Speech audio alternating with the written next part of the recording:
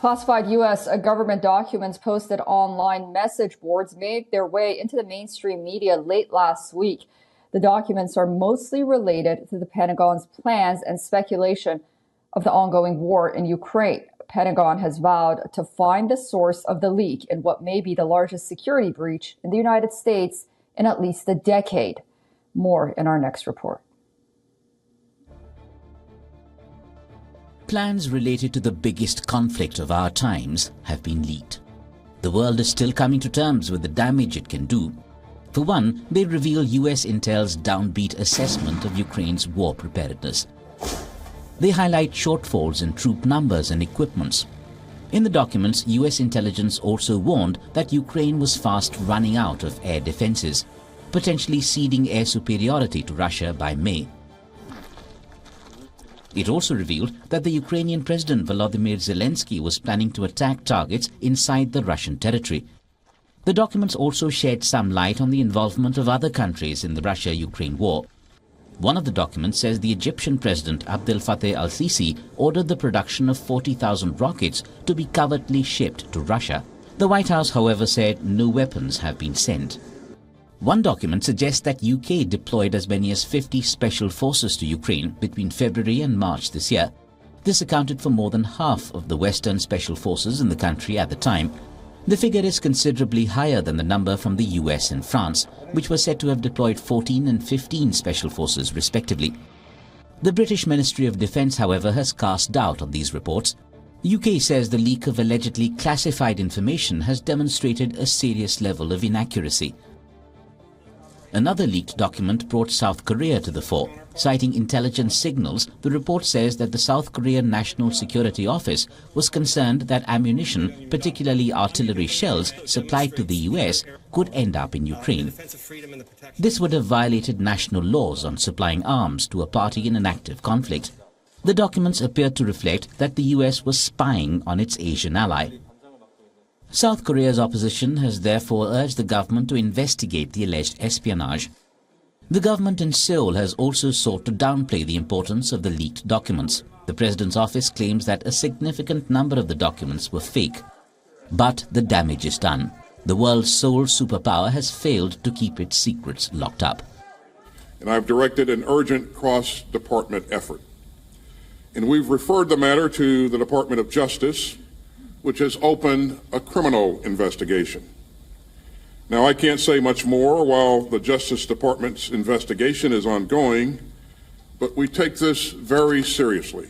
Again, I won't speculate, Andrea. I will tell you that we take this very seriously, and we will continue to investigate and turn over every rock until we find the source of this and the extent of it.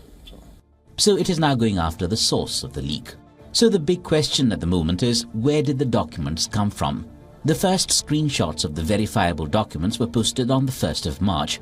More appeared a few days later. They appeared on Discord, a social media platform popular with gamers. The documents were then shared on several discussion channels. One of those on the chat group claims to have taken the images from another channel on Discord, which has since been deleted. The claim is hence impossible to verify.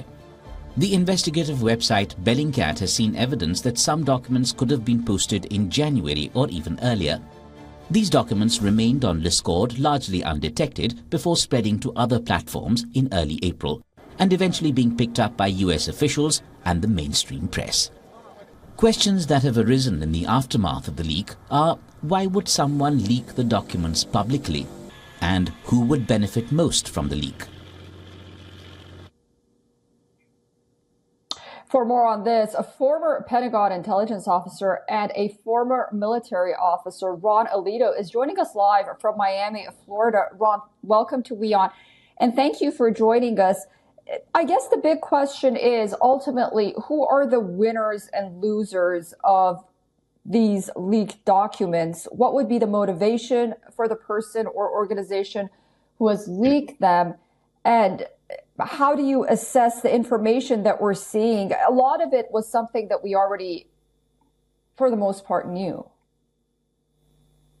Well, we need to understand that if these documents are real, And if they are authentic, this damages the U.S. national security apparatus because these are classified, restricted documents that only few people within the U.S. government should have access to. But if they are authentic, obviously this leak damages the plans of the United States, what the United States knows about other countries, what the United States is planning for the Russia-Ukrainian war, etc. So this obviously damages, in many senses, the U.S. national security. Now, the big question is how authentic these documents are, because one possibility is that they are 100% authentic, that somebody is sneaking into the classified computers of the United States, somebody with a clearance, somebody with access, and took pictures or took whatever way and then disclosure them to the press. But the other possibility is that this is perhaps, who knows, it's a hypothesis. This is a controlled leak of the U.S. government with modified documents, with false documents, just to create disinformation in Russia, for example, or disinformation in China, for example. So this is the big question, is how authentic, what percentage of authenticity these documents have. But if they are true and if they are authentic, that obviously damages very much the U.S. National security. A damage for the U.S. national security. The most interesting thing many believe that one can glean from this document is that there is a consistent trend when it comes to U.S. intelligence. You know, successes and failures have happened in the past year, and the United States has outstanding intelligence data, but it's often, if they are real, off the mark in its analyses. For American intelligence leaders, should this be a cause for concern? I'll give you an example. For example, the United States knew as early as February 2022 that there were unambiguous signs that Ukraine had trouble defeating Russia. But then the analyses that we got was very different from our intelligence leaders. Do you think this is a cause for concern for our leaders? Obviously, that is how big powers work. Not only the United States, but big, great powers work. They have intelligence and they have knowledge that they don't share completely with the public. They have knowledge and that they share only a little portion of that knowledge with the public, with the press. And perhaps they purposely, they deceive the public.